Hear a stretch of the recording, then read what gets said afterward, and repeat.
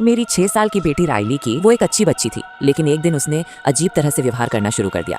एक दिन सुबह होते ही उसने अचानक खिड़की के बाहर देखा और भेड़िए की तरह हों-हां करने लगी। जब मैंने पूछा क्यों, तो उसने कहा कि वहाँ बाहर एक भेड़िए की आत्मा है और वो भेड़िया मम्मी से बात कर रही थी।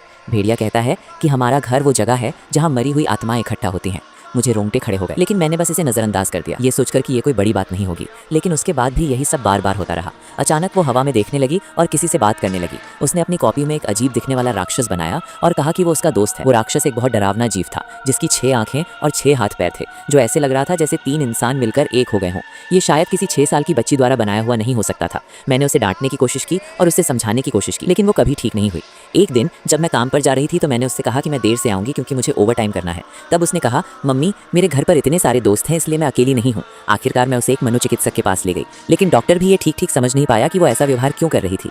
फिर एक दिन उसने अचानक मुझे कुछ ब्रेड दी और उसे खाने को कहा। जैसे ही मैंने ब्रेड उठाई और अपने मुंह में रखी, मैंने महसूस किया कि उस पर कुछ लाल लगा हुआ है। मैंने हैरानी में पूछा, बेटा ये क्या है? उसने कहा, ये हैमस्टर का खून है। केविन ने मुझसे कहा था कि आपको दे दूं। मेरा दिल बैठ गया और मैंने उसके कमरे में हैमस्टर के पिंजरे की ओर देखा और पाया कि हैमस्टर मर चुका था। मैं इतनी हैरान और गुस्से में थी कि मैंने उसे पकड़ लिया और चिल्लाई, केविन कौन है? तुम ऐसा क्यों कर रही हो? मैं पूरी ताकत से चिल्लाई और उसने मेरे बगल वाली दीवार की ओर इशारा किया और कहा, वो रहा केविन। उसका जबड़ा जमीन तक लटका हुआ है और उसका मुंह 5 फीट चौड़ा है। वो तुम्हें देख रहा है और उसके मुंह से लार टपक रही है। उसकी लार जेली जैसी है और केविन का मुंह मरे हुए जानवरों और मरे हुए लोगों से भरा है, क्योंकि वो कुछ भी पचा नहीं सकता, क्योंकि उसके पास कोई अंग नहीं है। वो कहता है कि वो तुम्हें भी खाना चाहता है। मेरे रोंगटे खड़े हो गए। मैंने उसका हाथ पकड़ा और तुरंत घर से बाहर भाग गई। फिर मैं कार में बैठी और पागलों की तरह गाड़ी चलाई, जब तक कि मैं मोहल्ले की कैथोलिक चर्च तक नहीं पहुंच गई। मैं घबराहट में पादरी को ढूंढने लगी और सब कुछ बिना झिझक बताया। फिर पादरी ने कुछ पल सोचा और कहा, आपकी बेटी ने दुष्ट आत्माओं से दोस्ती कर ली है। आपकी बेटी को कुछ नहीं होगा, लेकिन उसके आसपास के लोग खतरे में होंगे। मैं राइली के लिए प्रार्थना करूंगा। पादरी ने उसे गोद में लिया और लंबे समय तक रोजरी की प्रार्थना की, और वो प्रार्थना का मजाक उड़ाने लगी या किसी अज्ञात भाषा में पादरी पर चिल्लाने लगी।